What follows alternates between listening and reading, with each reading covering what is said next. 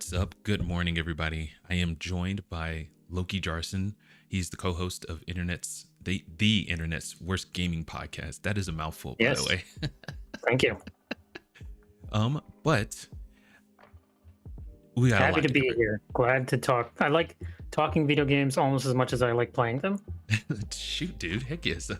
We need to make you like a regular on here. Yeah. But You text, not to pull behind the curtain here, but you text me, "Hey, do you want to be on the show?" I was like, "Sure, give me 10 minutes." I was like, "Well, I'm not ready yet." And I was like, "Well, I'm always ready. tell him what you were doing before. Playing games." So he lives, breathes it. He walks talks the talk and Yeah. walks the walk. It's freaking awesome. I love it. But today we've got some big news that we've gonna be going over today.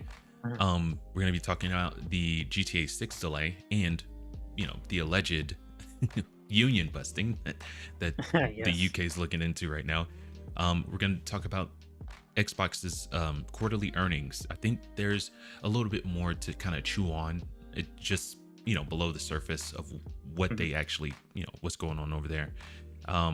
We have some updates on the Nintendo vs. Power World lawsuit and their patent stuff. We've got some updates on that, which I think is going to be cool, and something we can go deep with this one because this is going to be talking about Japan.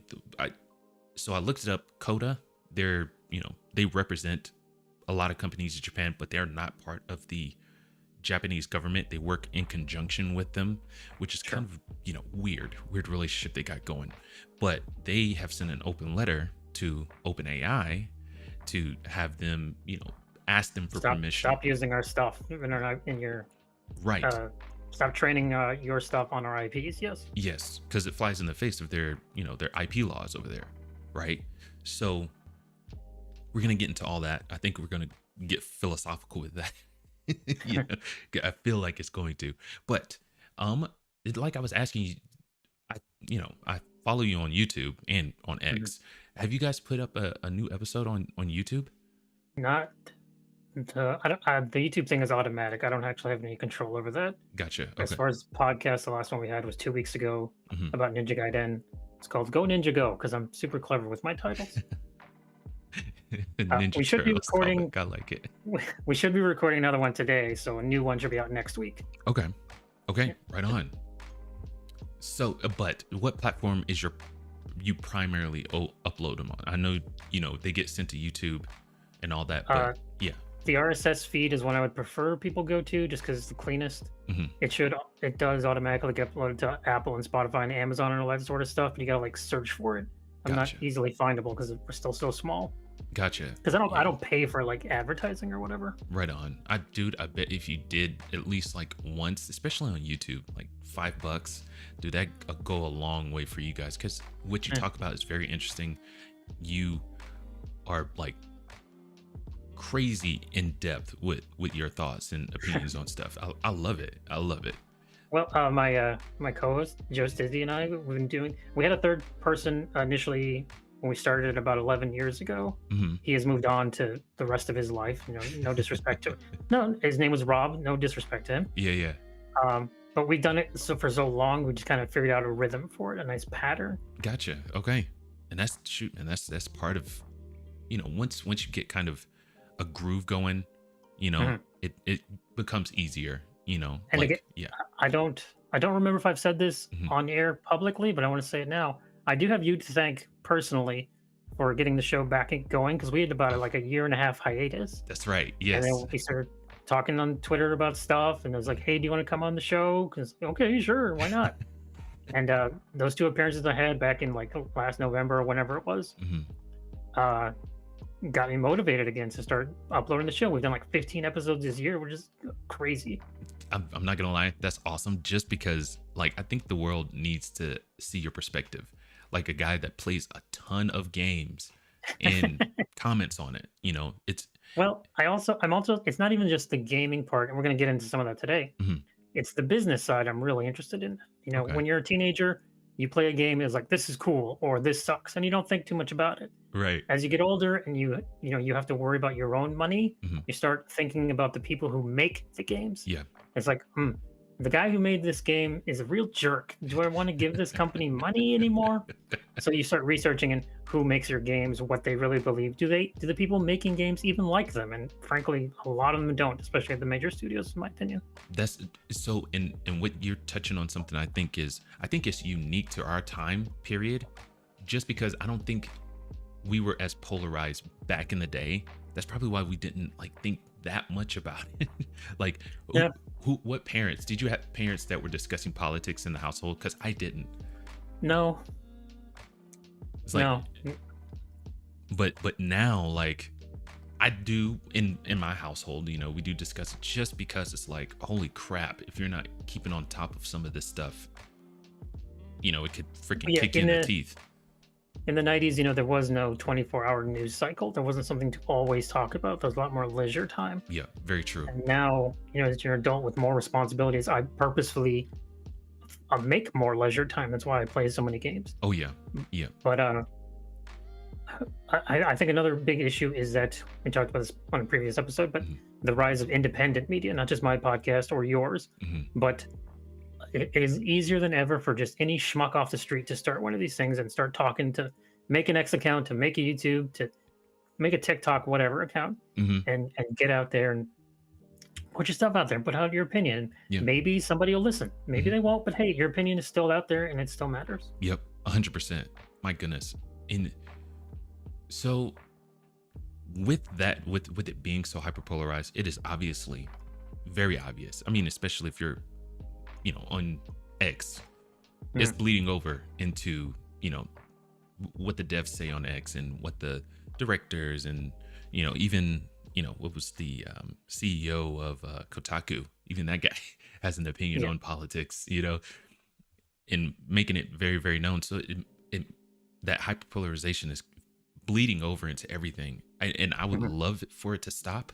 I would love for it to just go away so we can I get back don't to think making good that's games. going to happen. Yeah, it's like Pandora's box. It's like once it's open, you can't just, or a tube of toothpaste, you can't just stuff it back in there.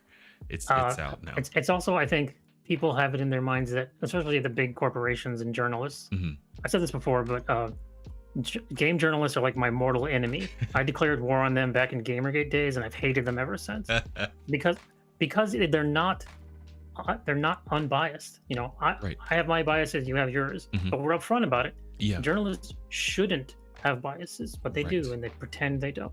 You go right. to any article from Kotaku or PC Gamer, who are just the flipping worst kinds of people on the internet, but they have a huge account, a bunch of followers, they get all this access. So they just shove their own opinions into the news. So it's no longer news anymore. It's just Right. opinion articles. And So 100%. I don't think we're going to be escaping that anytime soon until those places shut down and more independents rise up. Yes. We've seen a lot over the last 5 years, but there needs to be more still. Yeah. And I think that is hitting on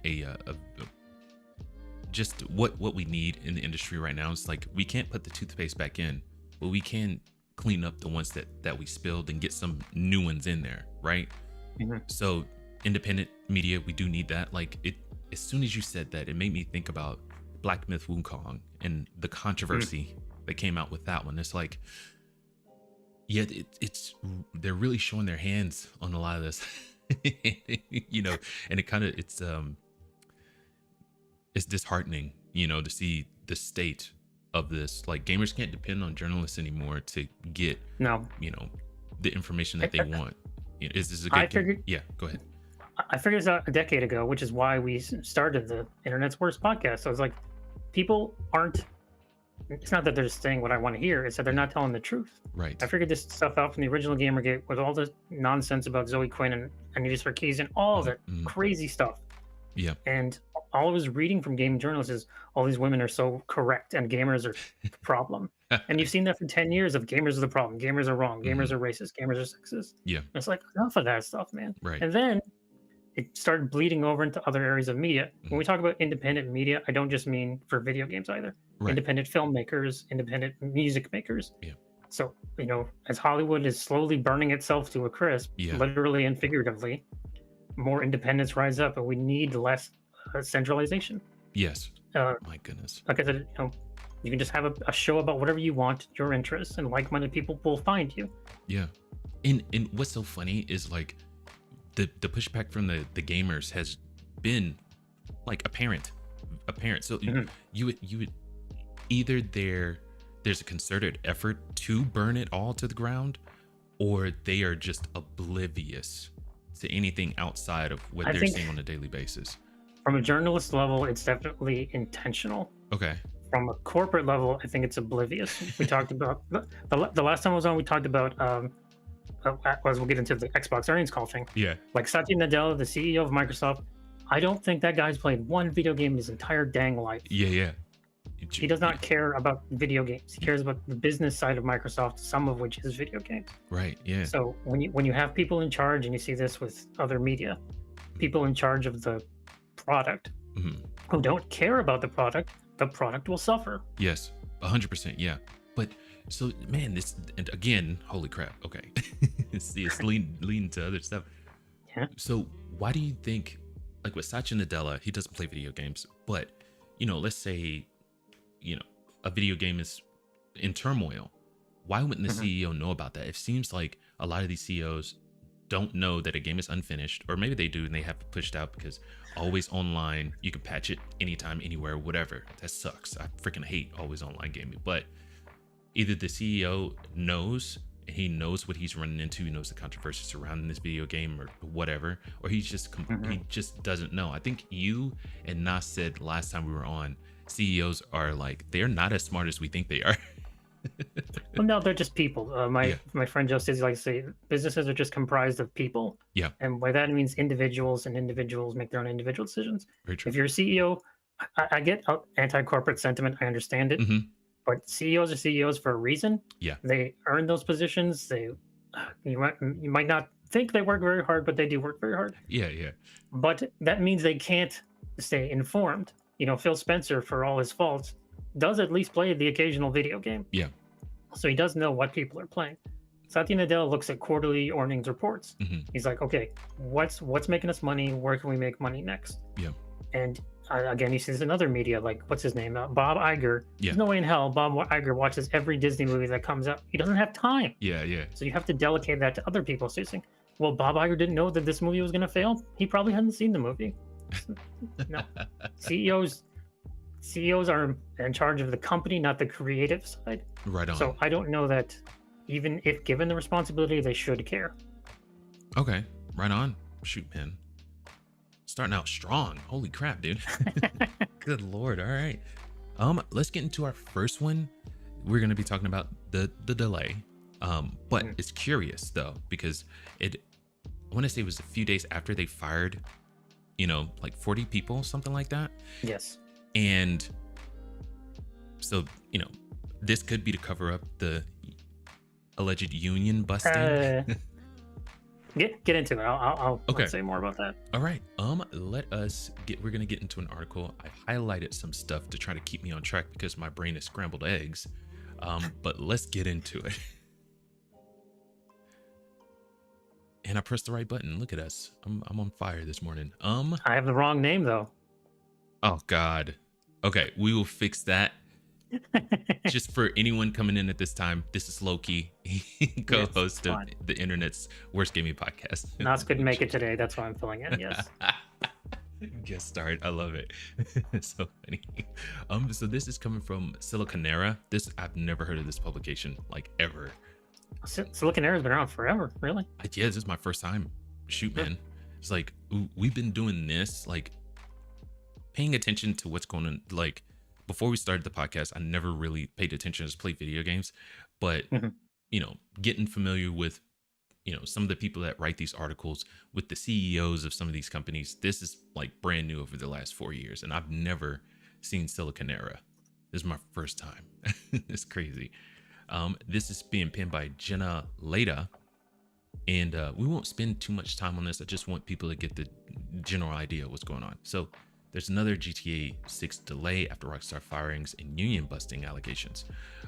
So Rockstar Games announced yet another Grand Theft Auto 6 delay following the developer firing about 30 to 40 people and independent workers. Union of Great Britain, accusing the GTA 6 studio of union busting. The studio told Bloomberg that the employees' gross misconduct was the cause and not anything related to a union. The new GTA 6 release date is now November 19th, 2026, rather than May 26th of the same year. So which speculation would you like first? The speculation for the delay or the speculation for the firings? Let's go with the delay, because I think that one's probably It's the more trending got to story. be Yeah. It's got to be online. Mhm. There has to be some problem that they can't get online to work the way they want to. Gotcha. Or my theory of them trying to import your character from GTA 5 into 6, Okay. What which character? was this is a massive, well, whatever your character you create in GTA 5. I mean, online, Yeah. the person you create online, and all the stuff you earn, all the money you get in that. Yeah. I think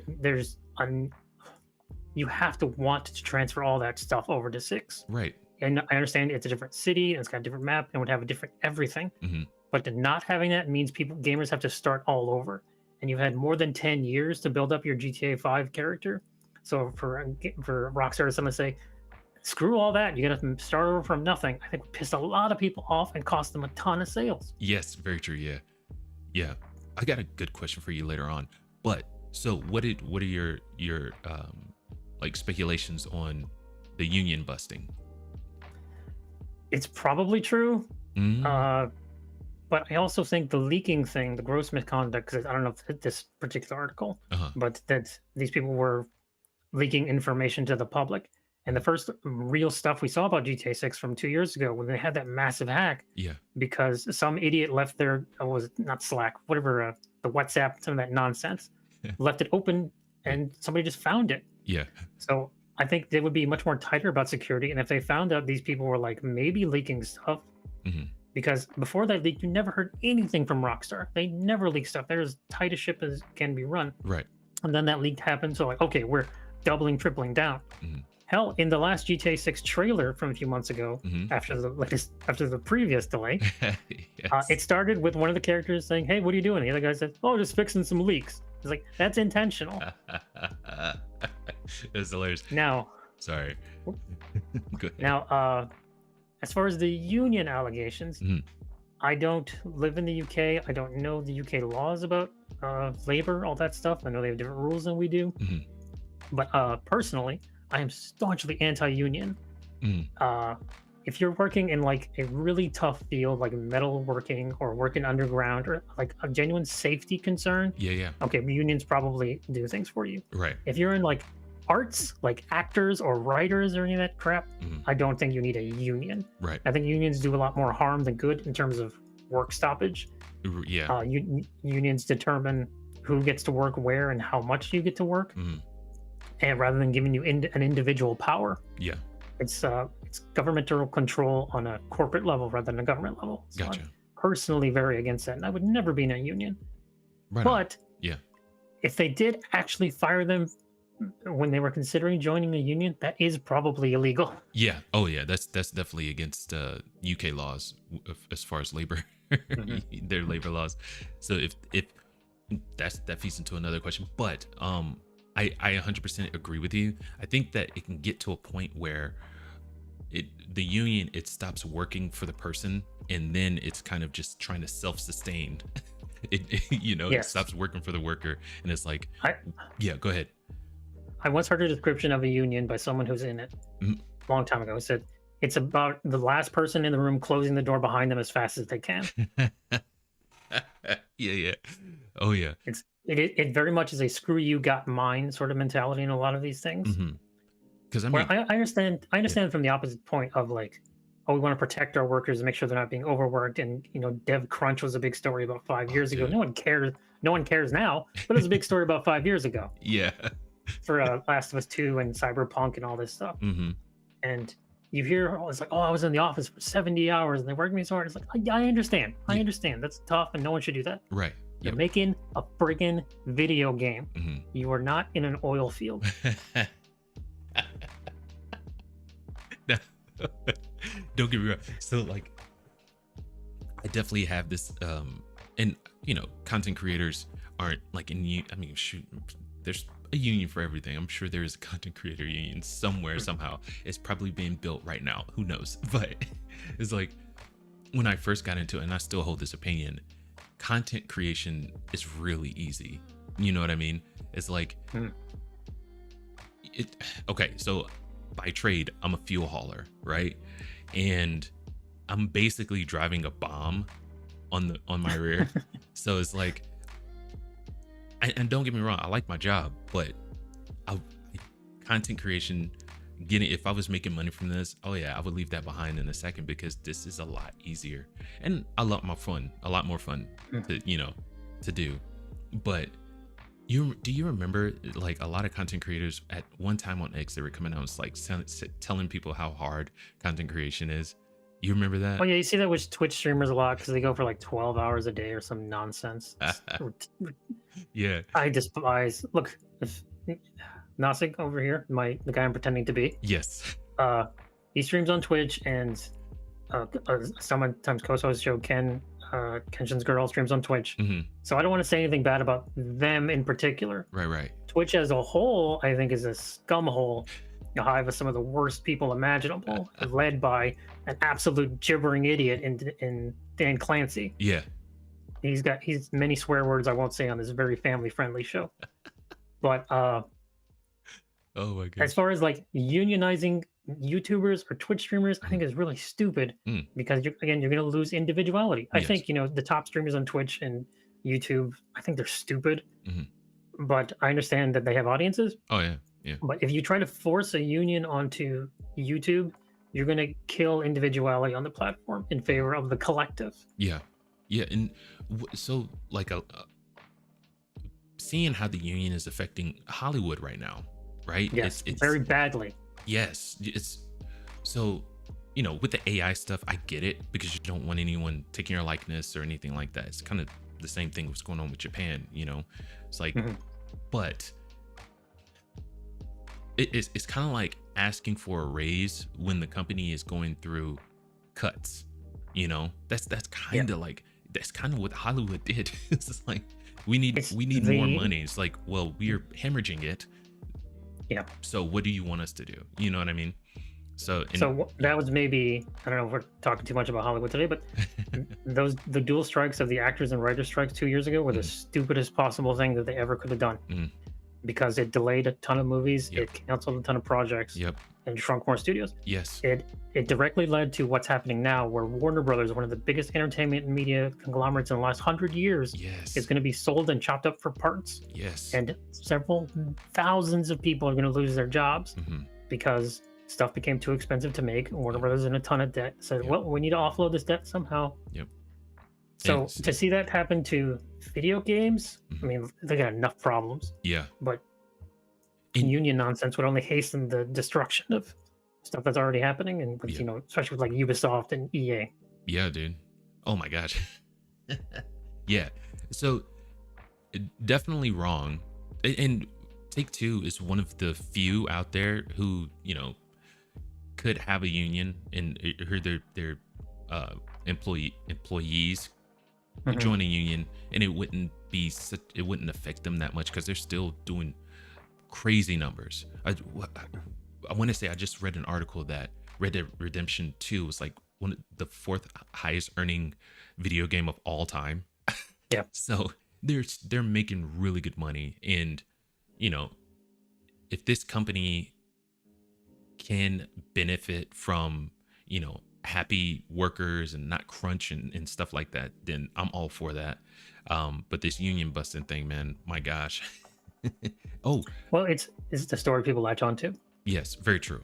And so, do you think that with the alleged union busting, do you think this will lead to a boycott for Take-Two?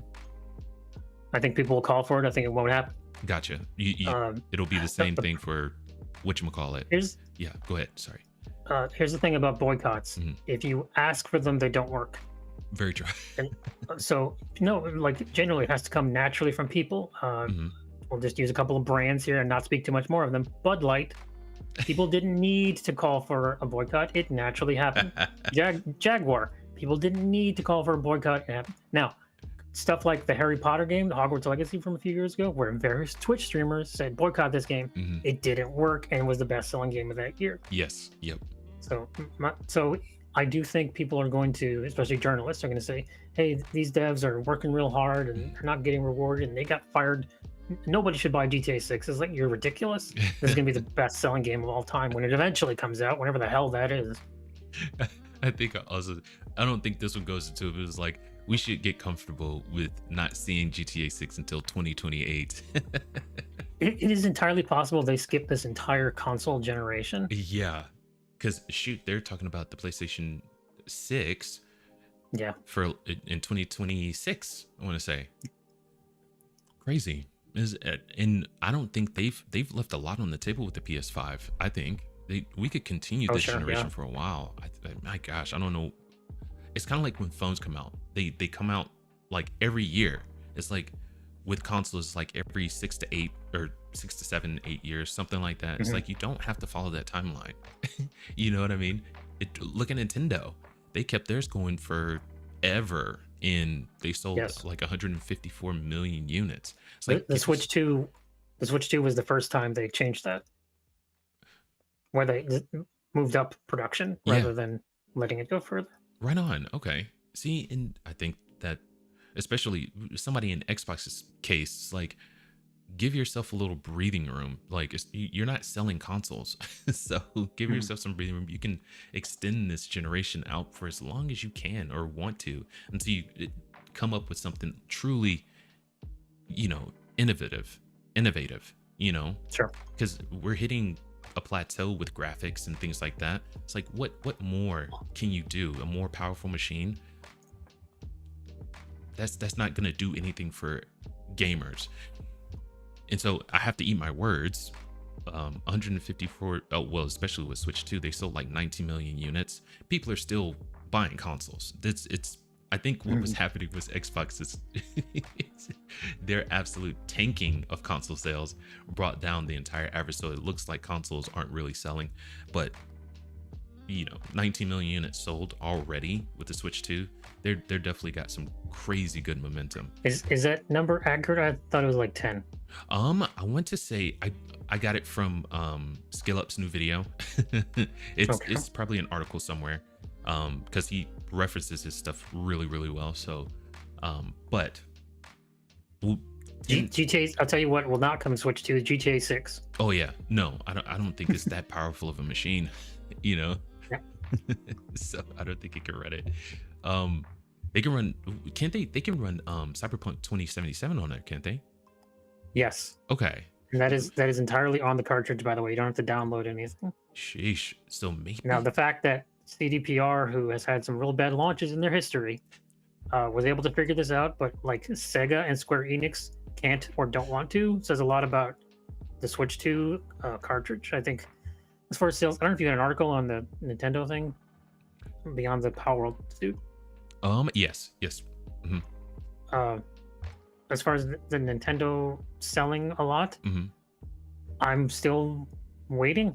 I'm waiting for the other shoe to drop. I'm not saying this console is going to fail or tank or anything like that nonsense. I'm just saying this is like an early gold rush. Yeah. And when people see, hey, there's not a lot here, we kind of spent $600 for not a lot. Yeah. I think sales will slow down. Okay. Yeah. Right on. So, okay, and that leads me to another question.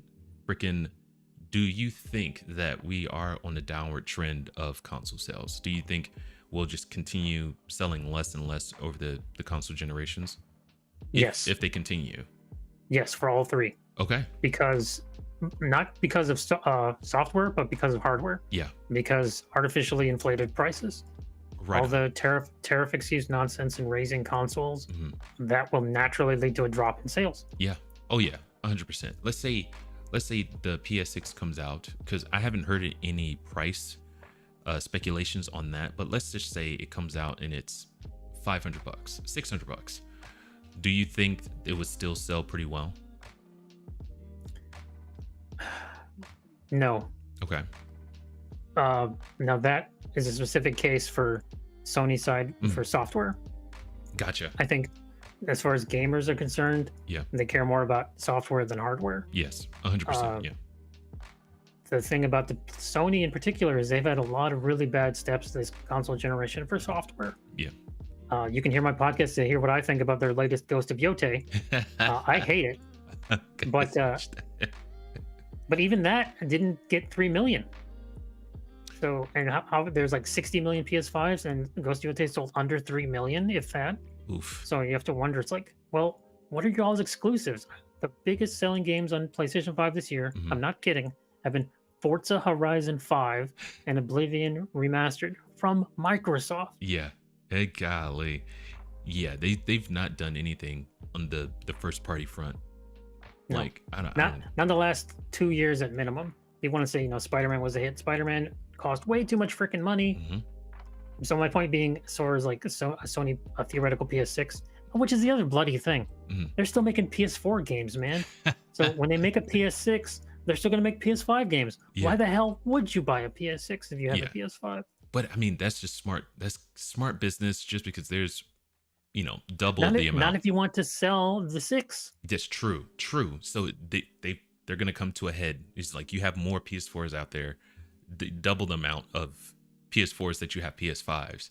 You want that market, you need that. Well, not need, but if you want to make all the money, you need that market. Yeah, go ahead. So you would have to conclude PS6 will be half of PS5. Yeah. So how sustainable is console? So to swing it back around to the original question, yeah, I do think we're very close to being at the end of console. Okay. And being, we'll get to the Xbox thing here in a second. Yep. But in terms of like Xbox with their hybridization program, I think is going to be more likely for Sony as well. Gotcha. Yep. That makes sense. Now it's swinging it back to the GTA 6. Do you think this is going to kind of do you think they're going to lose steam with the hype for GTA 6 because of this? No, I think there are a lot of people who will drop off, sure, but it's going to be, this is like a generational thing. Yeah. Built on its own hype. Okay. It's like, this is a terrible example, but I'm gonna use it anyways. Star Wars Episode 1 after not having Star Wars for 30 years. Yeah. Star Wars The Force Awakens after not having Star Wars for 20 years. Yeah. Like those initial movies made a crap ton of money because there was huge anticipation. Yeah. It's been 15 years since GTA 5 or whatever. But I think that builds anticipation, not kills it. Gotcha. Not for everyone, obviously. Okay. Shoot, man. Right on. Heck yeah. But I do think it will be a dual release. I do think this game will come out on the Series X, PS5, and whatever the next thing is as well. Yeah. Because, I mean, it can only stand to, widen that pool of players they have access to, And I think the same thing. That's why PlayStation can't let go of the PlayStation 4 right now. Yeah. Right on. Freaking stellar. Golly. Yeah, I like I said earlier, I care a lot about the business of games as well as just playing them. Okay. Yeah. That's one of the things getting older. It did make me want to. It's kind of like whenever I read a book back in the day, I never cared about who the author was, the publishing company, or anything like that. More so now I take note of all that. Like movies, it's like directors and all of this and all that. Yeah. Yep. I'm looking more into that. But that was, thank you, Loki. That was freaking stellar. Let's move on to the quarterly earnings of Xbox. They just got their earnings call and all that good stuff. We know that their consoles are dropping 30% year over year, which is not good. We know that they are not selling consoles. We just didn't know how bad it actually was. So on top of that, the console prices have gone up from $20 to $70. Game Pass is up from $20 to $30. Game Pass grew the revenue 13% year over year, which is good, because which is why they increased the price, by the way. Right. Yes. So let's see. Oh my gosh. One question I did want to ask you. Xbox doesn't have like a flagship, IP that sell. Obviously, it's not selling consoles, but it doesn't have a flagship IP like PlayStation has. Spider-Man there, Horizon Zero Dawn, and stuff like that. Do you think? I mean, they have all these studios. Jeez, they have all these studios. Do you think if they made a flagships, something that the broader audience would be into, not just Xbox fans, do you think they can actually turn that around? More people being interested in Xbox. Three things. One, Mhm. they had it. It was called Halo. They gave it to some people who were stupid, and they made Halo 5, which turned off a lot of the fan base. Mhm. They won a little bit of goodwill with Infinite back, Yep. but then it was kind of a too late situation Mhm. where Mhm. now they have to put it on PS5 to salvage it. Yeah. Two, I'm going to name some PlayStation games, exclusive games. Please tell me what you see the commonality is. Spider-Man, Spider-Man Miles Morales, Spider-Man 2, Horizon Zero Dawn, Horizon Forbidden West, God of War Ragnarok, The Last of Us, The Last of Us 2, Mhm. Returnal, Soros. What do all those games have in common? They're all single players. They're Single all players. Purposely third-person single player. single-player games. Yeah. That's the only kind of game Sony makes. Yeah. If Yeah. you look at Xbox's library, they've got shooters, first-person shooters, RPGs, turn-based RPGs, actions. So on a fundamental level, I think Xbox doesn't want a flagship IP. Gotcha. I think they want variety. Yeah. Uh, this year, whether or not people and journalists want to admit this, Expedition 33, which was the biggest surprise of the year, probably the biggest hit of the year. Yeah. Part of the reason that got so big is because it was on Game Pass. More people tried that game than would not have tried that game Yeah. if it was not on Game Pass, because it was so different, so unusual, so unlike what we've seen the last few years, even though it's just a turn-based RPG. Right. So I think that's what Xbox is pursuing, an original idea. There are so many more original ideas on the Xbox platform. Yes, of course, they're also coming to PS5, Yeah. but Xbox is financing them. That's my point. Right. Yeah. Now, Yeah. you want to say, oh, they're putting Gears of War or whatever, they're putting all the stuff on PlayStations. I understand that. Yeah. But Xbox is making the money for Ninja Gaiden 4 they financed, for goodness sake. Yes. So Yeah. it doesn't matter how much it sells on Sony's console when Xbox reaps that revenue. Yeah. So to go all the way back, no, I don't think they want a flagship IP. Gotcha. Okay. Do you think it would help in help the Xbox brand, become more recognizable and more people join that ecosystem if they did have that? Again, this is something they've already decided they don't want. Yeah. They are branching out. Gotcha. I said this in a tweet too. I think it doesn't matter. But Xbox, I'm on Twitter all damn day. Xbox is going to where the people are. They aren't forcing the people to come to them. Yeah. So this is killing their console sales, Mhm. but it's upping their software sales. So Yeah. it's like, swings and roundabouts. It does. Yeah. And eventually, I know they do have that one, hybrid, the PC that they're coming out with The next. theoretical next console, yes. Yeah. I don't, man. With them coming out with that, I think they will break that, every 6-7 year, console release calendar deal. I think they'll break that with this. They'll just have this. Maybe they'll be able to update it online. It's like here, like your tower or whatever. You can maybe modify it, add memory and stuff like that. That way, Yeah. it gives it future proofs whatever is coming out next, if they do come out with something next. So there's so many avenues they can go with this. The future of gaming is PC. Yeah. Partially because of content creators. Mhm. People who's streaming games is one of the most popular things to watch, period. Yeah. People watch YouTube videos and people watch live YouTube videos of people playing games Yeah. and Twitch streams. They play those games on a PC, not a console. So Microsoft has smartly looked to the future and said, okay, the future is computers. We're good at computers. Why are we building stuff that doesn't do computer stuff? Mhm. That's the story of the original Xbox. It was just a Windows OS that they cut a bunch of parts out of. Well, now basically they're putting all the parts back into. Yeah. Sony is lagging behind on that. I don't think Yeah. Nintendo will ever catch up on PC stuff. I don't think they're ever going to. Nintendo is always going to make. I'll say that. Yeah. As far as like the death of consoles, Nintendo is always going to have a console Gotcha. because that system isn't built to have PC stuff. But Sony and Microsoft will be PCs in the future. Yeah. The PS6 will be more PC-like. The next Xbox will be more PC-like. Right on. Okay. Perfect. Holy crap. There was one question. Do you think that their path forward? I think everyone is kind of going through the growing pain, not growing pains, but the shrinking. just because of the massive expansion we saw everyone do during the COVID years. It was absolutely ridiculous. All of the hiring, all the massive spending, all that good stuff. So we know that they're going to have to cut back, just because it has to come back to some kind of equilibrium. They overplayed their hand, and now they've got to come back to the middle, right?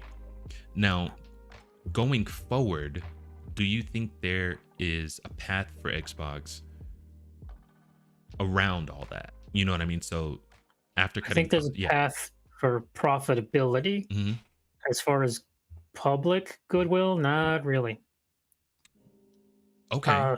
But again, it depends on what their goals are. Like, I can tell you what Nintendo's goals are. I can tell you what Sony's goals are.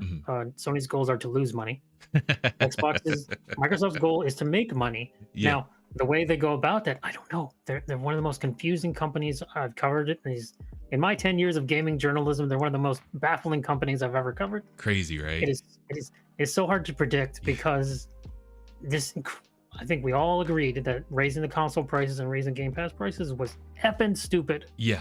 And there's no good justification for it. Right. But then they come out and say, hey guys, we're making more money than ever. And if you're a shareholder, if you're a CEO who doesn't play games, that doesn't give a crap about all that stuff, you're like, hey, good, do more. Yeah.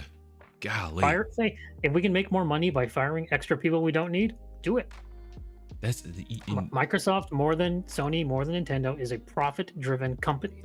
Right. My God. You stay profitable by not spending money.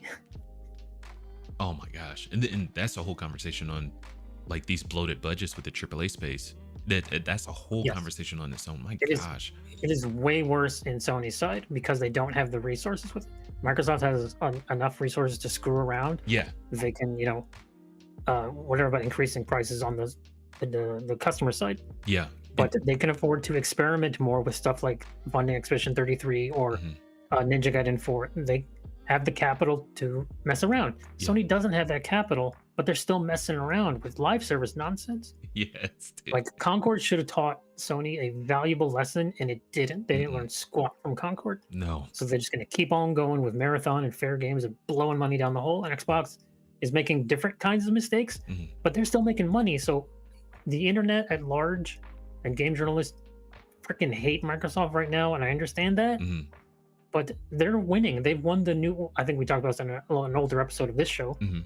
But Microsoft has already won the digital war. The console wars are over, and the person that won was the one that sold the least amount of consoles.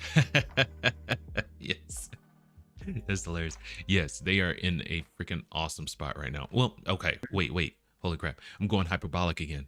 Like, it's like golly, we won't see Xbox again. It's going down. It's gonna crash and burn. I said that last time.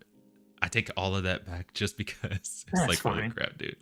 It's like, but there's a lot of nuance in all this. Yeah, exactly. Yeah, so much gray, and like you were saying, Xbox is one of the most baffling companies just because it's like you think they're going to go left and then they go right. It's like, wow, all right.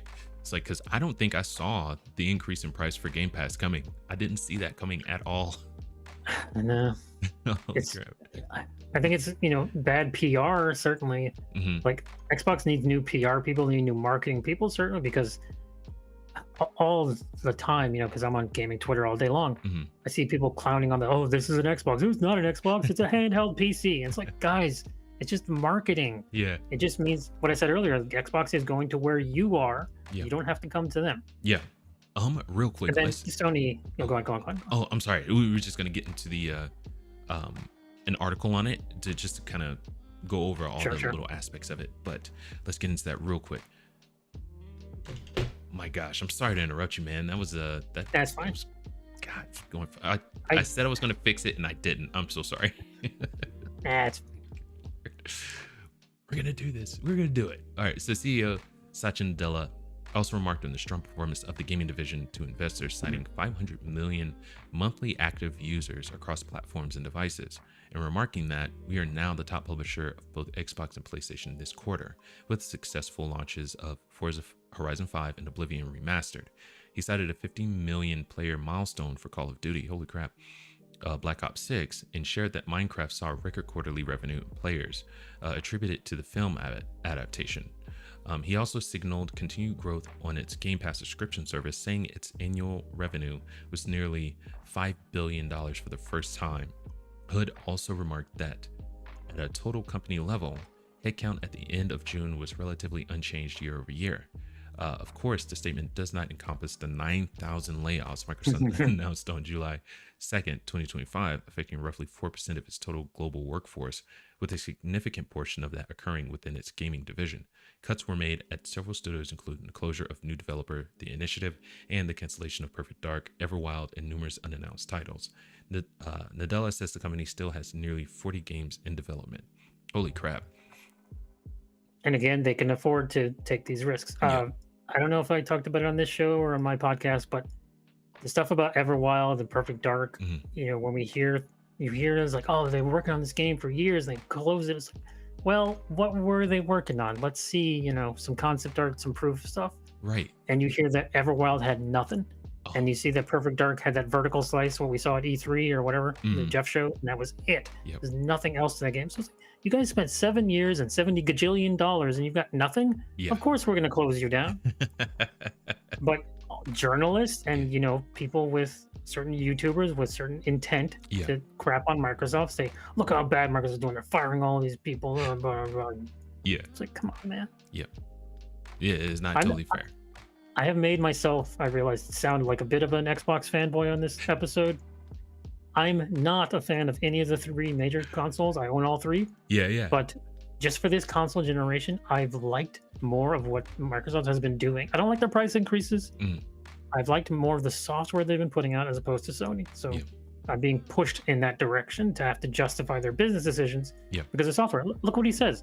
He says, we're making so much money on our software, so F the hardware. Yeah. He's like, don't worry, guys. The hardware, we put that in there. We know. Yeah. He's like, we're making these gains despite that happening. 30% drop in console sales. So we're good. So I have to wonder at what point in the last 10 years that shift was decided. Yes. Because everyone wants to refer to Phil Spencer on that. Oh, it's just 4 games are coming over, and then people clown on him. But the fact that everything's going over, that was decided when I think they saw the not super great launch of the Series X. Yeah. It's like, okay, more people have a PlayStation 5 than have a Series X. We don't want to stop our stuff. Let's just put it on PS5. Maybe it'll sell. And in this article, yes, the 2 best-selling games in Sony were Microsoft games. Yeah, I did. Like, when they first put it over, even I want to say it was Sea of Thieves, hit PlayStation's like top-selling games. It's like, damn, son. All right, freaking, they know what they're doing. We're just slowly waiting for Sony to come to that same realization of putting your stuff over on Xbox. Now, again, we talked about this with the Rogue Ally. Like, they've already been forced to, by the way Microsoft is going with their PC hybridization. Whatever you think about the Rogue Ally X, it is an Xbox branded thing that runs a Windows platform, and on that Windows platform you can run Steam, and on Steam there are Sony games. Yes. So technically, yes, you can play Sony games on a Microsoft device. Yeah. So, but here's the thing: you know who's getting the most revenue from that? Freaking Microsoft is getting the most revenue from that. Yes. You pay $1,000 for the Rogue Ally and $40 to $50 for Spider-Man 2. That's right. Yeah. And some of that goes to Steam, and a tiny bit of that goes to Sony, and a tiny bit of that goes to Disney. So you have to think that Sony is going to want to say, okay, fine, we'll put more of our stuff over there. Oh, yeah. And they've already said, and they're going to no matter what, because they've already committed to putting their big stuff on PC. That's right. Which is going to be on a Microsoft platform. So just cut out the middleman and just put it on Xbox. Dude, exactly what I was saying. Goodness gracious. And all I needed were the numbers from how well these games were doing. And, they were, oh God, maybe I just don't know where to look for those. But after seeing article after article saying, oh, Sea of Thieves hit PlayStation's top 10, Forza, all this, they're putting it on there. They're hitting the top 10. There is an appetite for Xbox games. It's just, it wasn't strong enough for people to buy an Xbox. Yeah, that's very weird. Yeah. So, yeah, it's like eventually Nintendo will stay in Nintendo's lane. They're so good on their own. That's the song somewhere. It just popped in my head. Red flag went up. But since PlayStation and Xbox are such direct competitors, it makes more sense. Like they only stand to make more money if they put their stuff on They work Xbox. together. Yeah, not in a anti what do you call it, Well, monopoly kind of way, there but was yeah. there was the I don't remember who said it because stuff happens all the time. One of the Microsoft people say we're not competing with PlayStation, we're competing with TikTok, and people say, "What do you mean you're competing with TikTok? That's stupid. You can't play games on TikTok." It's like, no, dude, it's for attention. The point of it Yes. is attention. Yes, Kids, I don't know about your kids, but a lot of freaking kids are on TikTok, and that's the thing they care about. that's right. And if you're in the media of movies and music and games, you want the attention. That's who your competition is. That's right. And It's clearly not Sony.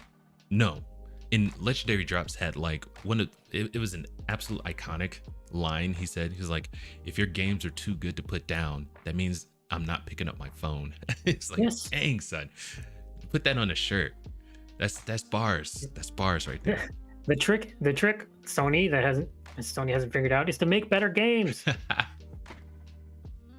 I'm sorry, Xbox too though.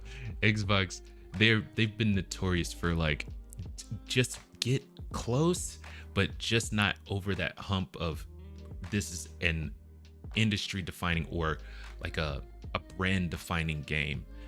Don't get me wrong. For their first party, I agree. Yeah, Again, but with all the Game Pass and all the variety of stuff they're putting out there. right.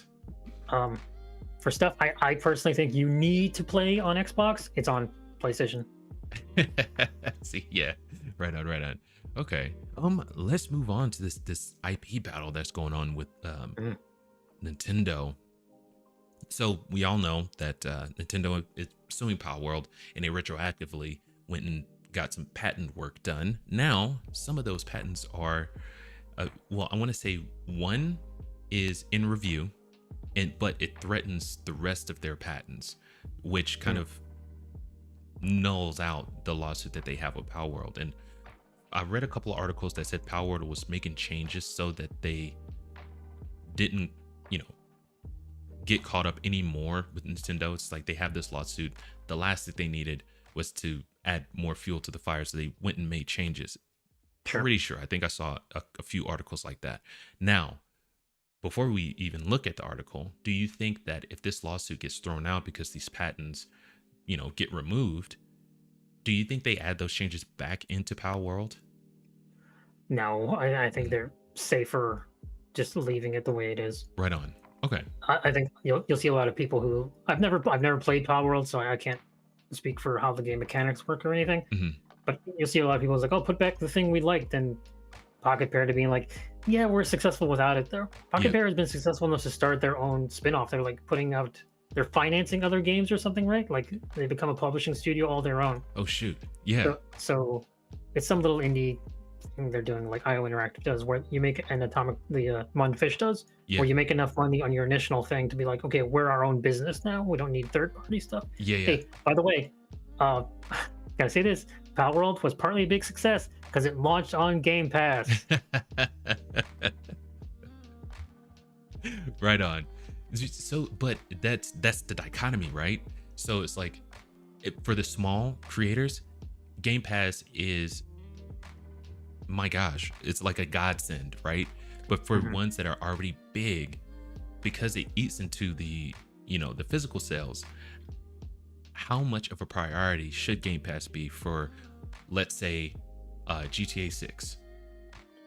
Oh, they won't do it. No way in hell. Right. But I also know from various people, like people on the inside, they don't all have like consistent opinions with how it is putting their stuff on Game Pass, but they all have consistent stories of Microsoft comes to them. Microsoft says, "Hey, we see what you're working on. We think it looks cool. We want to put it on Game Pass. How much money do you want?" Yeah. And some of them take a lot, some of them take a little. Yeah. The guy who, I don't know his name because it's European, who made Kingdom Come Deliverance, Warhorse Studios. Their first game, I don't think it launched on Game Pass, but it was on there for a while. Yeah. And this week, that jerk come out and say, "Hey, the Outer Worlds 2 isn't very creative. Not like our game, Kingdom Come Deliverance, which is super creative."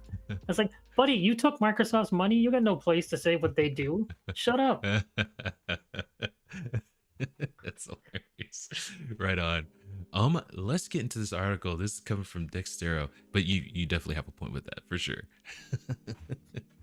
um, Dextero, who's this being pinned by? Zachary Fairfax. What a name. I like that. It sounds like it was like literally made up. Zachary, is your name made Final up? Fantasy character. Yeah.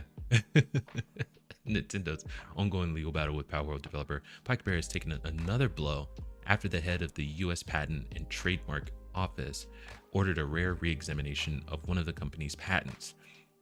Let's see. According to GamesFray, USPTO Director John A. Squires personally intervened. Another fun name right there.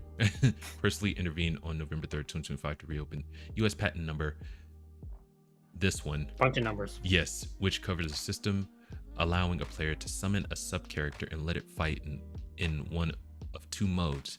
The order, formerly titled Director Initiated Ex Parte Reexamination, cites two earlier patents, one filed by Konami in 2002 and another by Nintendo itself in 2019, that describe nearly identical features. Rest separated, so marks the first director-initiated re-examination over a decade, signaling how controversial the patent's approval had become. While the review does not automatically revoke the patent, it opens the door for its cancellation if the cited prior art is deemed to invalidate its core claims. Nintendo has 2 months to respond to the order, but the process could result in the loss of all the independent claims of the patent, specifically claims 1, 13, 25, and 26, which would render the rest unenforceable. Holy crap. Legal analysts told GamesFray that the outcome appears highly likely to end in revocation, given that both cited references already describe the same manual and automatic battle mechanics. Okay, so how does this get approved in the first damn place then? Dude, yes. And when we saw this happening, I thought it was a bad idea. And I didn't know that. So Konami already had, like patented mechanics, which is crazy to me, but they haven't enforced any of it, which again, why have it patented in the first place? But, so let's just say coming from, the mindset that Konami didn't patent mechanics, I think it's absolutely ridiculous to patent mechanics just because there will be more. It's like creating a chair. It's like you patent the chair and you say no one can, copy this design. It has to be 6 legs or 2 legs or whatever. It's like, dude, that's ridiculous. People should be able to build on and enhance this technology, or in this case, these mechanics.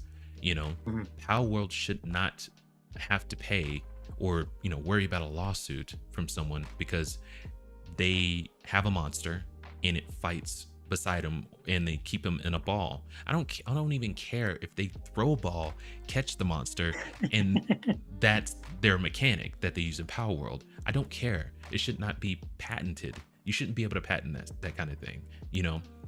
Pokemon, patent the crap out of it, but you shouldn't be able to patent an actual mechanic, that like I just think is absolutely ridiculous and could lead to major disruptions in all industries, not just the gaming industry. But go ahead. Sorry, Loki.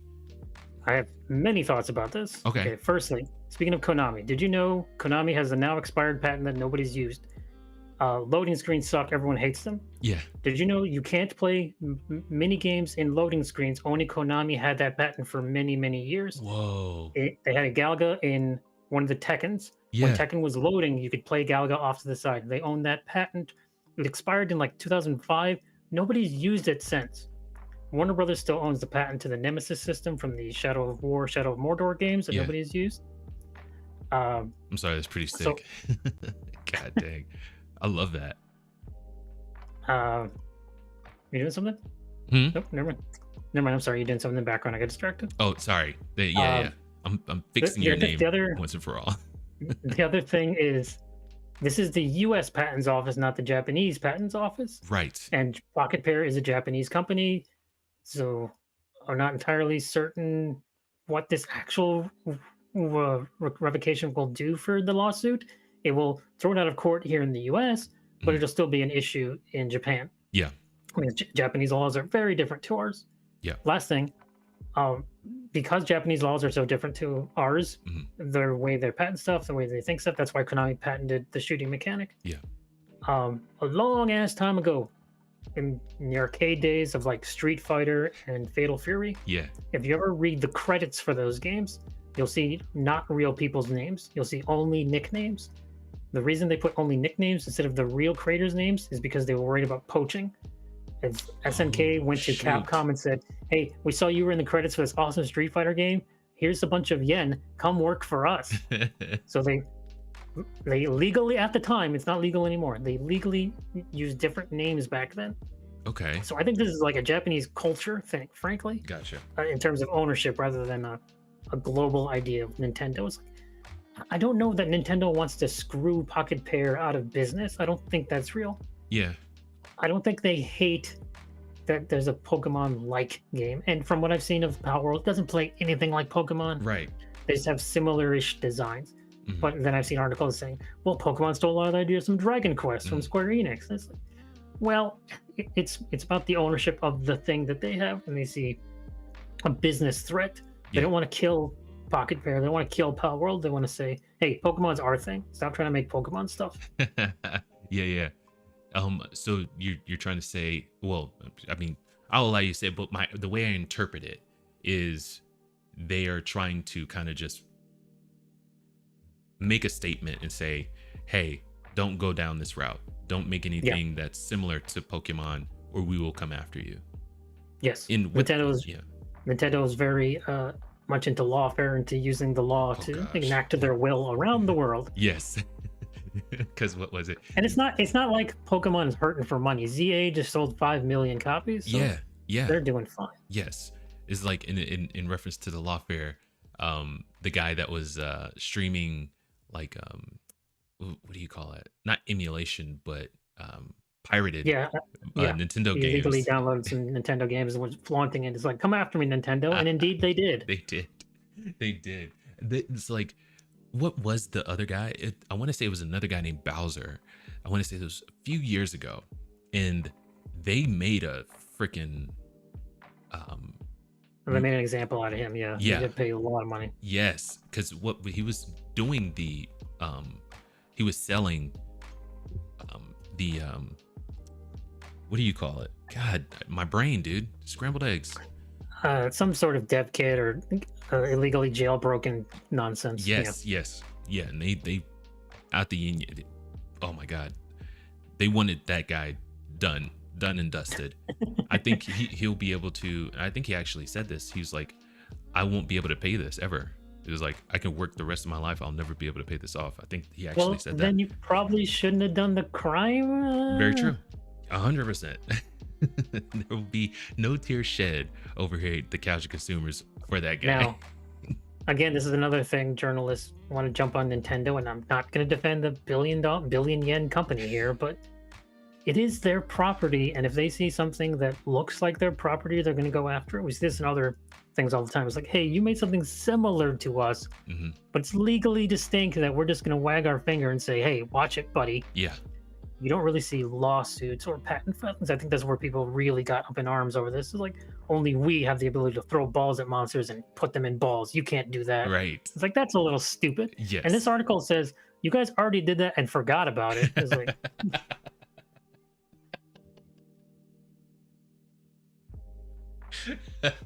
So I don't know. Yeah. I don't think there'll be a total dismissal of the lawsuit. I think it'll go to the next stage of whatever the next purpose is. Gotcha. In Japanese court, not American. That's hilarious. Oh my god, you hit the nail on the head too. What's that? How they say it tickled me pink. Craziness. It's awesome. But I think that was the last one. Did we cover them all? We've got one more. I see one more right here. Oh yes, the Coda. What's going on with okay. AI? I totally forgot about this one. It's a little special. More Japan law. More Japan law. We love Japan over here, especially their law. What? Okay. Tech Times. This is coming from Tech Times. It's being pinned by Jose Enrico. Man, that sounds like another anime name. Like what Japanese people think like Cuban last name sound like, or something like that. Jose Enrico is like a One Piece character, I'm sure. Yes. you know. Oh my god. Okay. In a letter, the Content Overseas Distribution Association, CODA, and almost 20 co-signing companies accused OpenAI of unauthorized use of Japanese intellectual property. They claimed a large portion of Sora 2's generated visuals and media closely resemble Japanese content or images, accusing the company of using copyrighted anime and game materials while training data, which we do know that they're doing because there was a video of a field and Pokemon running through it, and the CEO looking into the camera and saying, "Don't sue me, Nintendo."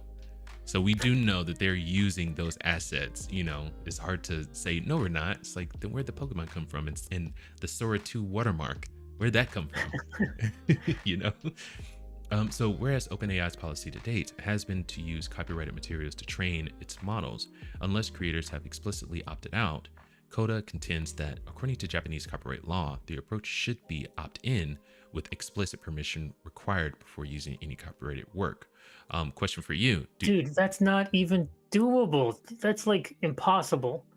They're asking an impossible thing. Yeah. Now, I think Sam Altman is a prick. I don't trust him at all. I think he's a real jerk who does not have like good intentions for humanity. 100%, yes. But if you're building an AI program, that's the other thing I think is a huge issue with AI is people just don't understand the fundamentals of how to do this sort of crap. So to train an LLM, a learning language model, you have to give it data. Yeah. So you have to predict what people are going to look for in the future, like with Grok.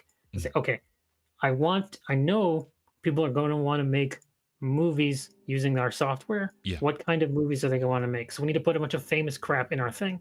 Well, okay, Google image search, Pikachu. Put the image into this. You tell the algorithm, this is a Pikachu, this is what he looks like. Yeah. So when you publish the Sora AI and you say, Sora, draw me a Pikachu, boop, there it is, because it's already been fed that data. Right. So if they're doing that already, but then Japan says, hey, you have to ask us permission first for literally everything, that will kill Sora. Yeah. Because if all you're doing is training your stuff on copyrighted materials because your users want to make things out of copyrighted materials, this is the real thing. Nintendo can't sue the users. Sam Altman is not making Pikachu memes. Users are making Pikachu memes. Yeah. But Nintendo can't sue the users, which is what they want. So they have to sue the company making the stuff. Okay. That's a really good point. It's like, how are they supposed to get anything done if they have to ask every single company in Japan if they can use their IPs, their creative. No, they're all going to say no. They're all going to say no. So why bother? And on top of that, so do you think what kind of guardrails can OpenAI put in place to, kind of appease the Japanese CODA and the government? Oh, okay. Money. No, for real. I do think that's what's going to happen for Grok and Sora and any other LLM. They're just going to say, if someone uses your copyright, we'll give you a little percentage. Gotcha. Because you have to, by the way, Sora is not free. You have to pay for it. Right. So I think a portion of that payment will go to the big companies. I think that's going to happen with every major company. Right on. I think that's going to happen with every major AI. They're all going to become corporatized. Ooh. Sam Altman is going to say, we've entered into an agreement with Nintendo or who effing ever. Because we're going to give them 20 cents off the dollar every time you make a Pikachu meme. So, freaking, and what's crazy is, I think it's, again, here we are, it's going to benefit these huge companies, and then the small creators, it's just going to crap all over them, because I don't think OpenAI is going to bother, it's like with Marathon. They were called out on it, but someone like an OpenAI, he's going to just take your stuff and there will be no recourse for it. It'll be like, this is going to go on for years, this legal battle. The end game is money. But as far as like many other places are suing AI for many different reasons, and that's all going to take a decade to sort through when this AI bubble is finally burst and no one will care in 10 years. Right. Yeah. So do you think it will burst? There are too many of them. It has to. When there's too many of a thing, people pick their favorites. Grok currently is free. Yeah. And you can get it to do whatever you want. Basically, ChatGPT is free. You can get it to do whatever you want, basically.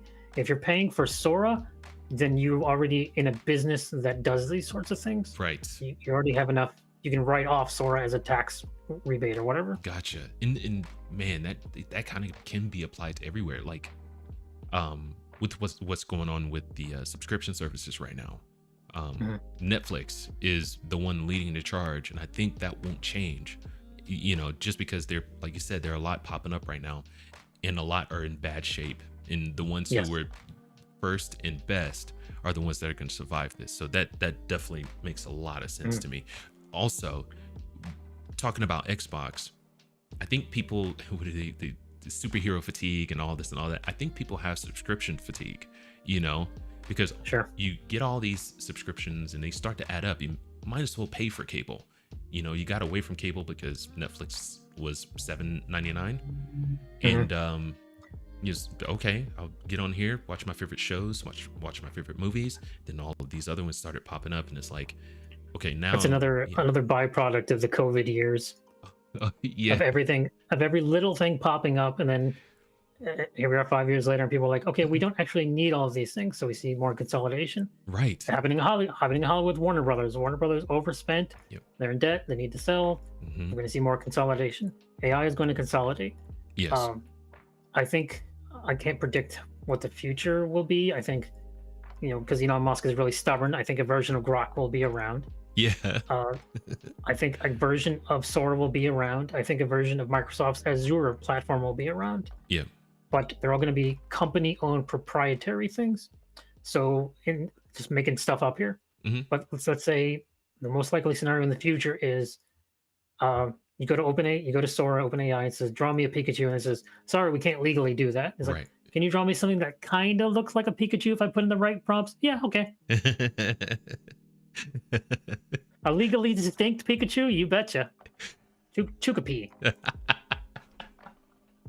What would his evolve form be? I don't know, Raichu, I don't know. I don't remember Pokemon, man. I ain't played a game in 10 years.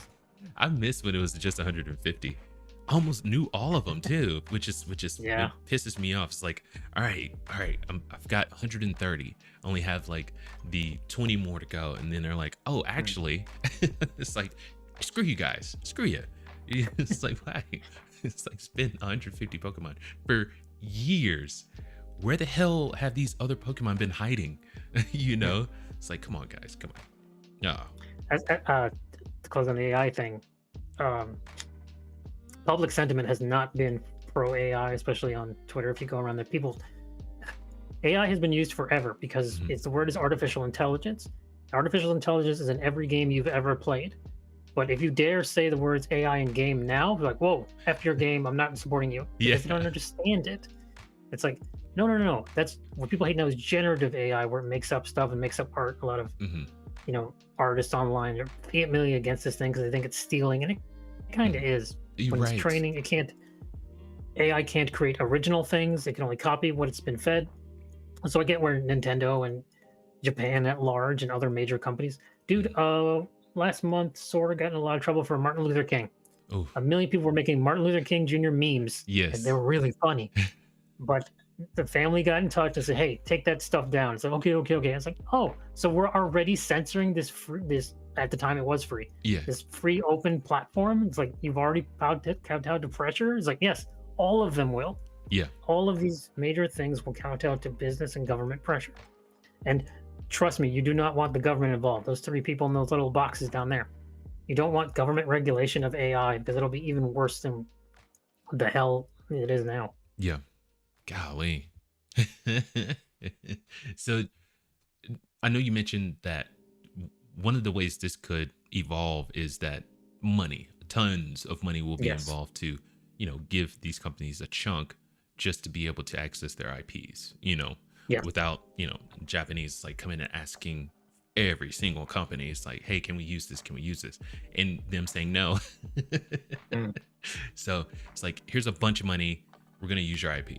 That okay? Yes. Fine. Okay. That's the most likely scenario. Yeah. And I could definitely, you know, that makes sense. Following that to its logical conclusion. Yeah. Because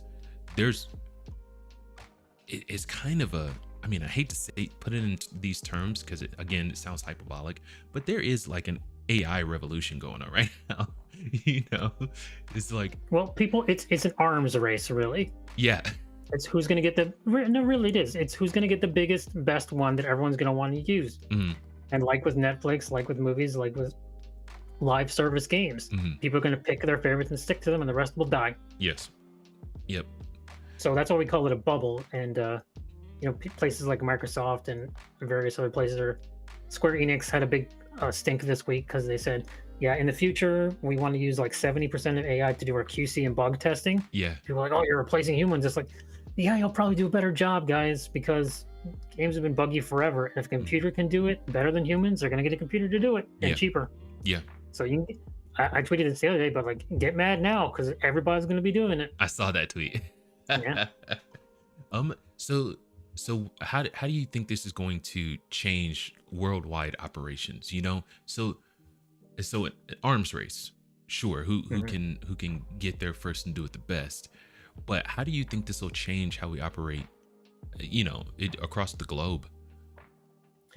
That would be on an individual level. Okay. You can choose to not engage with Sora or Grok or anything. True. I know a lot of artists put up a big tag and said, don't use my art for this sort of thing, and people hate on it. But Mhm. again, because there's so many of them, I think AI fatigue has already set in with the general public. Right on. Yeah. It's become like a shibboleth, a big dirty word. It's like, you can't say AI, even though we've been saying it for 50 damn years. This is true. Uh, We had a movie named so AI, I, which was oh, it's a horrible pretty movie. good. I I hate that loved movie. it. No, I hate it. I hate it. We'll have that Oh, discussion off air, but I think it's a piece of trash. Um, right on. Okay.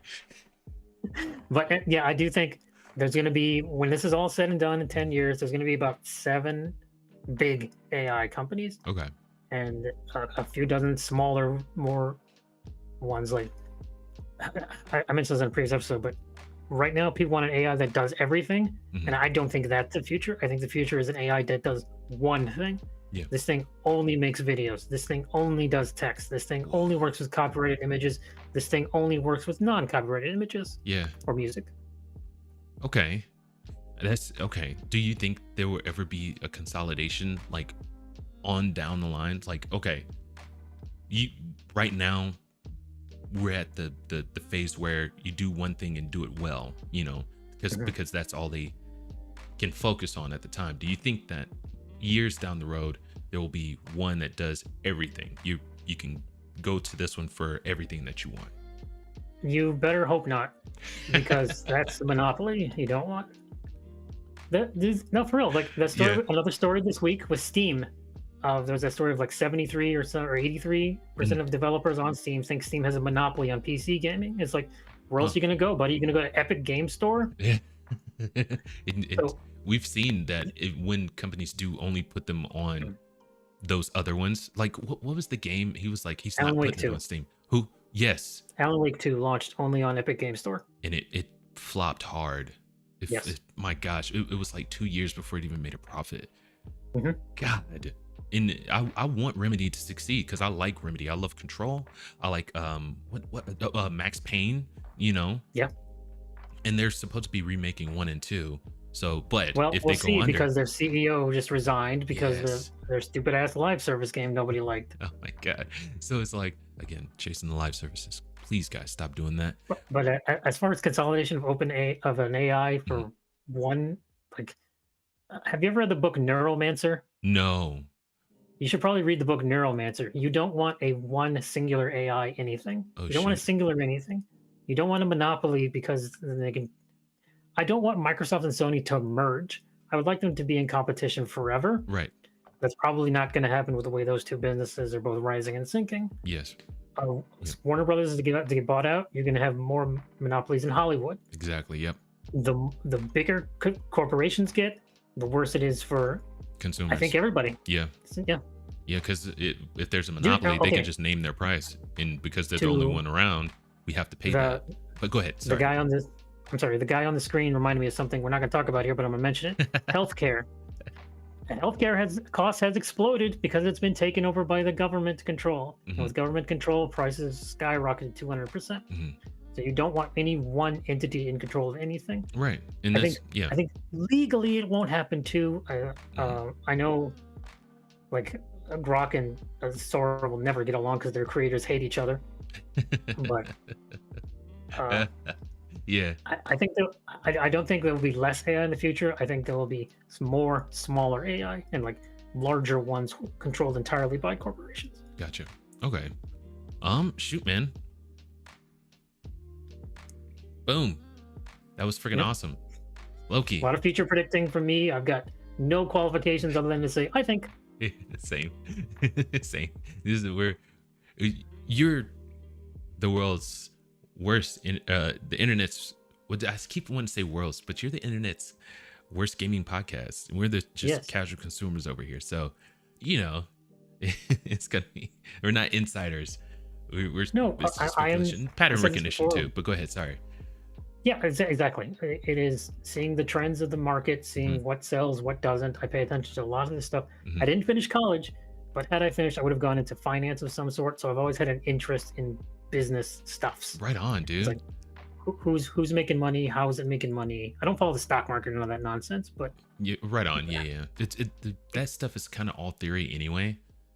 Yeah. When you have to have someone come out and try to scare people into buying or selling, there's no real rhyme method to the madness. You know what I mean? sure. So, but yeah.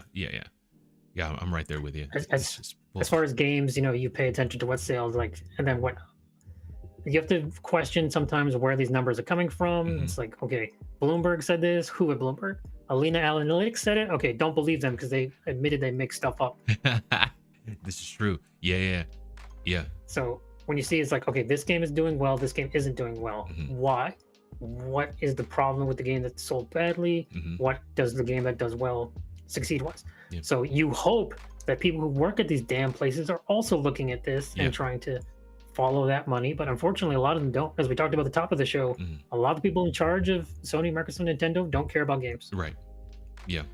And what's funny is like with some of this speculation, it quietly comes out in the future, It's like Yes. like with what we saw what was going on with Microsoft. It was will they, won't they? Will they keep making consoles, which they said they will, but again, it'll probably come out quietly that this next one is probably going to be their last one, and they'll just provide future proof stuff for you, like you can upgrade the memory, change out the power cords and things like that to make it so you won't need to invest in another one. Yes. So yeah, and the 4 games that they were putting on quietly, it comes out, oh really, we're going to put all of our stuff on PlayStation. It's like it eventually comes out, pay close like you or I, paying attention to this stuff, they usually come out and say it, whether it's a quiet or someone finds out. It's like, hey guys, we're blowing the whistle on this. This is what's going on, which doesn't really happen that often, but Well, that's why we have to speculate, because Mhm. quarterly earnings reports and like Rockstar. Hey, we never talked about the GTA 6 delay, but well, I mean, we did. We didn't say like their reasoning and their quarterly earnings report and their stock tanked, all that stuff. right. But because they don't tell us everything, we have to speculate, and they don't have to tell us anything, True. really, if we're being honest. So I appreciate any information. I wish we had more. But, Yes. Oh yeah. that's how journalism works. You find a little nugget of truth and you make the rest up. That's what I've been doing. So last little bit, just to kind of consolidate everything that we talked about. So Rockstar's union busting, like, do you think this is central to like the gaming industry's future? Do you think Again, that's another thing I hope doesn't happen. I don't want unionization for everyone. I know a lot of voice actors and graphic artists and stuff have done that, but like that slows production way down. Yeah. Budgets are already through the roof with Yes. AAA gaming.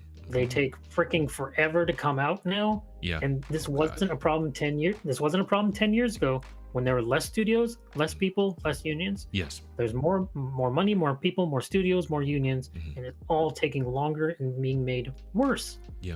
2025 was the year of unoptimized games. Yes. So many Oh, games shoot. launched. So many games launched badly. Yeah. It's like you guys are spending quadrillions of dollars on this, and they're still launching badly. Yeah. When 10 years ago, maybe they didn't look as good, but they ran well on day one. So what has changed? And Money that- and people. oh, There's God. too much of both. That's so funny. Do you think that this always online kind of fed into that too? It's like they A little bit, yeah. put, optimization on the back burner. It's like we could just patch this day one, you know. Yeah. God, The most baffling gosh, thing I is hate like that. every video game is made on a computer, Hmm. but when it's published, it's like which platform always has the most optimization issues? PCs. Hmm. Yeah, this is true. And that's why, like, I'm a console guy, because I want to say, Yeah. even with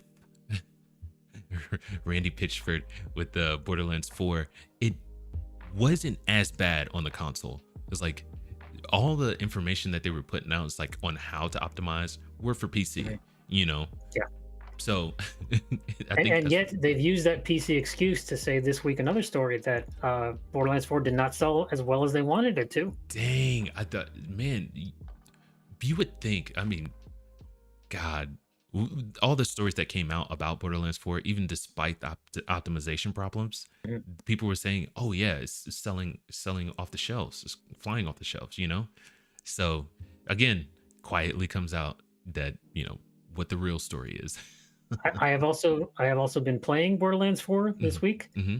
Uh, we're going to record a podcast on the Internet's Worst later today, partially about Borderlands 4, and I'll tell you all my thoughts there. Sick. As a brief tease, I'll say it's okay.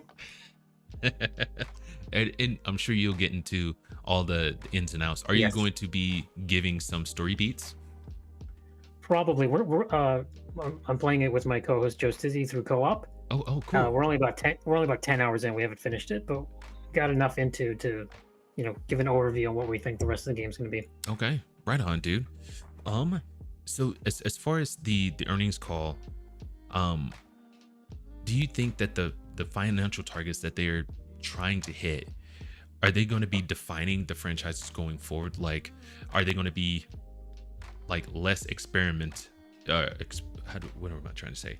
Are they going to experiment less because of these markers that they're trying to hit, like the 30% margin that they want to hit? Do you think that will feed into less innovation, more creativity, less creativity? Yes to both. I think in terms of stuff like Call of Duty, they're just going to pump out whatever people think about Black Ops 7, it'll do fine. Yeah. Uh, Yes. but also what and it looks terrible and I don't care about it, but Mhm. it'll sell fine. Yeah. The Call of Duty has its built-in audience. That's why Microsoft bought Activision, for this built-in Call of Duty audience. Exactly. But Yes. they also said like, oh, Game Pass is doing great and we're putting more money into Game Pass. Mhm. So you do that because of the success, because of the weird stuff like Expedition 33 and whatever. Hmm. All these little indie things they're not the backbone of Microsoft. They're an extra. Right. The big stuff like Halo and Indiana Jones and Doom the Arcade is all this stuff is the heavy hitters, the big drivers, and you have enough money to finance a neat indie idea. Yeah.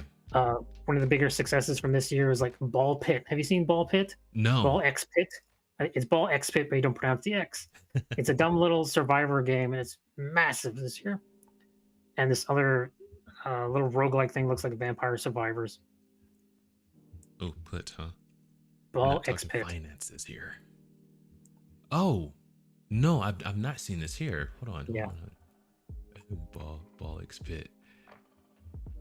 I'm trying to get it to here. You know what? Let me see if I can make this bigger. So what exactly are you doing with this? I haven't played it myself. I can't tell you. I just know that it's done very well. Right on. So it looks like you're just dodging. It's kind of like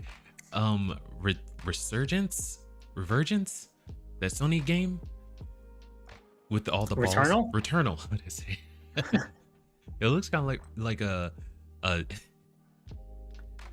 Returnal. It kind of looks like that, kind of. Yeah, it looks like a mobile game to me, but Yeah, no. going very well. If Returnal was a mobile game, yes.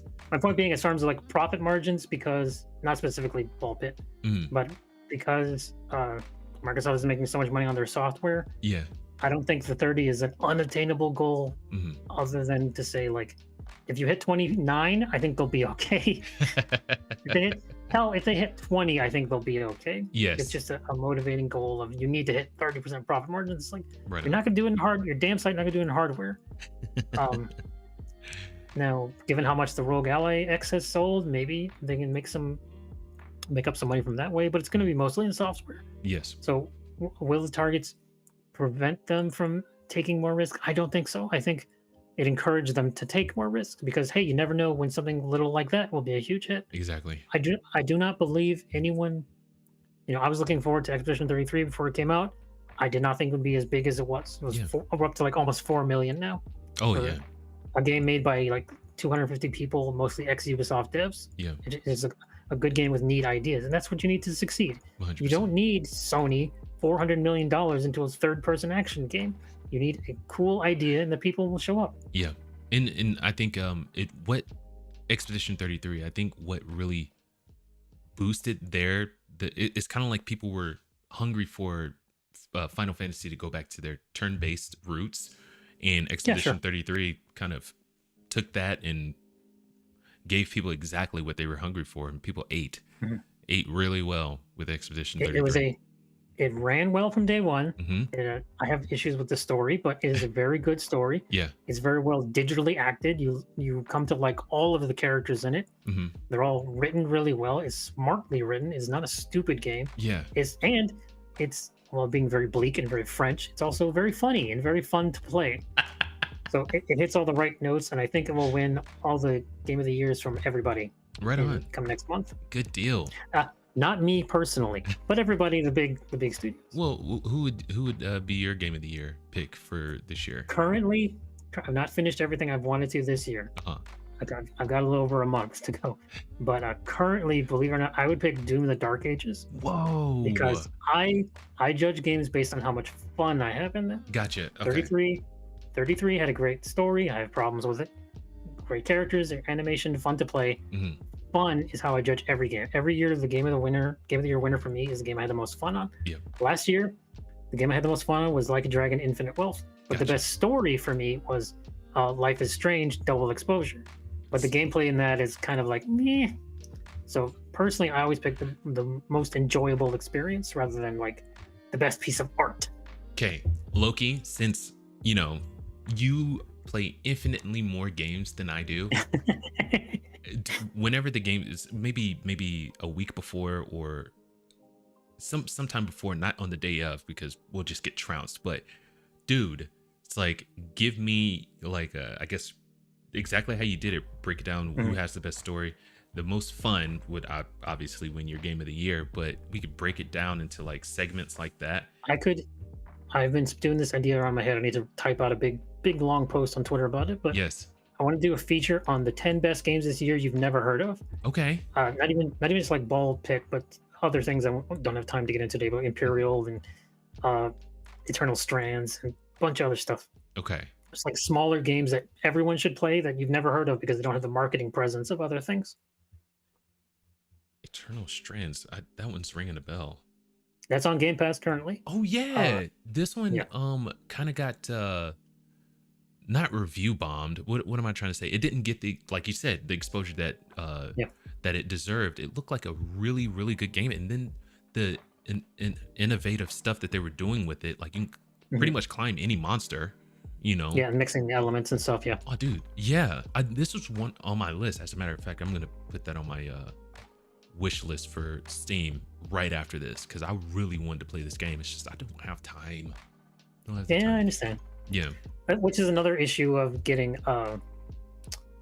recommendations from me, who plays a million more than you do. Yeah. Like, well, I have more free time. So. Right on. Yeah, but you're serious about the games, man. You are serious about it, and I love that. Yes. Last question. I think we've kind of, not killed, but we kind of hit it pretty well with the Nintendo's patent stuff. But, so Japan's pushback on OpenAI training, right? Do you think this signals a global reckoning over AI and copyright, or do you think they're just going to come to one agreement? Here's money. We're all going to move on. Individuals have principles. Companies have goals. Yes. So if an individual says, I don't want to use AI, I have an objection to it, that's the end of it. Yeah. If a company says, we don't want you to use AI, but if you give us a little something, something, Yeah, yeah. then you can use it.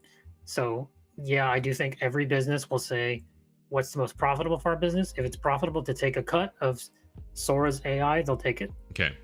No, companies do not take moral stances. We've seen that in the last 5 years. It's backfired on every company that's done. Yes. You can't afford to take moral stances as a company, as an entity. Yeah. Microsoft cannot take moral stance. Sony cannot. Mhm. An individual, absolutely. An individual person can say, my principles says that I think AI is stealing and I refuse to engage with it. Yeah. A major company, Nintendo or whoever in Japan, says, we don't have principles, we have goals. We have target goals, Mhm. profit goals we need to hit. If we have to take some money from an AI company so they can use our stuff, we're going to do it. Gotcha. Okay. Right on. Well, shoot, man, that's the show. Loki, tell people where to find you. Yes. We will also have that stuff in the description. Also, Yes. also, I need the link for. Yeah, I will DM you that right now. Gotcha. Okay, perfect. Thank you. I am on X at Loki Jarson's. How you spell it right here. Podcast Internet's Worst is on the RSS feed. I prefer people to go there. It's called the Internet's Worst Gaming Podcast. My co-host Joe Stizzy and I talk about basically what we did here, just with a lot more swearing, which adds some spice. You mentioned that I get passionate about this stuff because I really care. Mm-hmm. On my podcast, I get very passionate, especially if it's a topic I care a lot about. It's like games aren't dying, but they're doing a lot of really dumbass things right now that I think deserve to be called out on. Yes. And I don't want. I said this earlier. I don't want Sony to die. I want them to stop being stupid. Yes. I don't want Nintendo to go under at all. I want them to make smarter decisions. I don't want Microsoft consoles to die. I want them to make smarter decisions. Yep. So the passion comes from love. Yes. Oh yeah, 100%. And also you can check out his YouTube channel. He's adding the podcast episodes over to there. So yes, you can look. It's just audio. There's no video. I've debated with Stacey about where we're ever going to do the video, and see my lovely face. Mm-hmm. We'll see. No promises. You can just use an avatar like this, freaking get on there, you guys. But I mean, whatever. This is technically a copyrighted image from Marvel that I'm using from 2011. It'll be fine. It will, with everything that we have at our disposal now. Freaking, as a matter of fact, here I'll send you some stuff. I'll work on it behind the scenes. Yeah, behind the scenes and send you some stuff. see if you like it or not. But sure. But yeah. Freaking check out the YouTube channel. He has the episodes on there. The link that we're going to be putting in the description. Check him out. Check out the podcast on there, and then also check out his X account, which he has really, really great takes. They are sometimes controversial, but you'll be entertained either way. It's hilarious.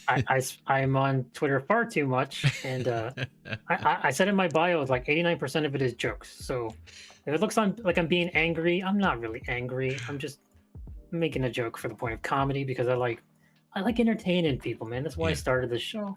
Yeah. I have something to say, and I have enough, not to blow my own smoke. Mm-hmm. I have enough talent to communicate that in a humorous manner. Mm-hmm. I know I'm funny. Yes. And that makes me dangerous.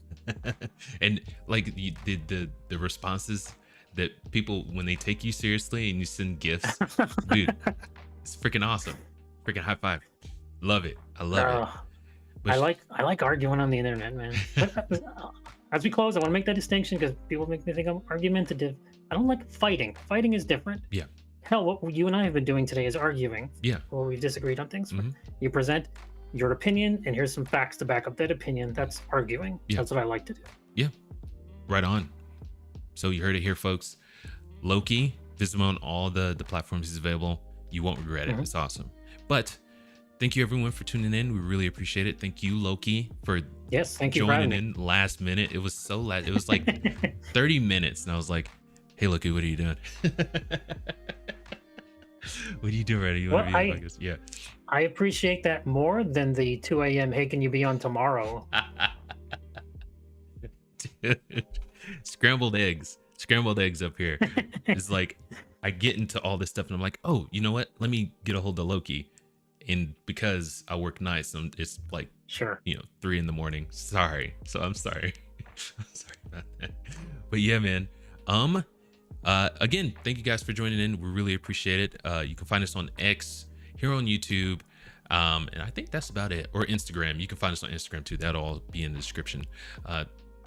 You guys have a great rest of your Saturday. You too, Loki, and keep it casual. Peace.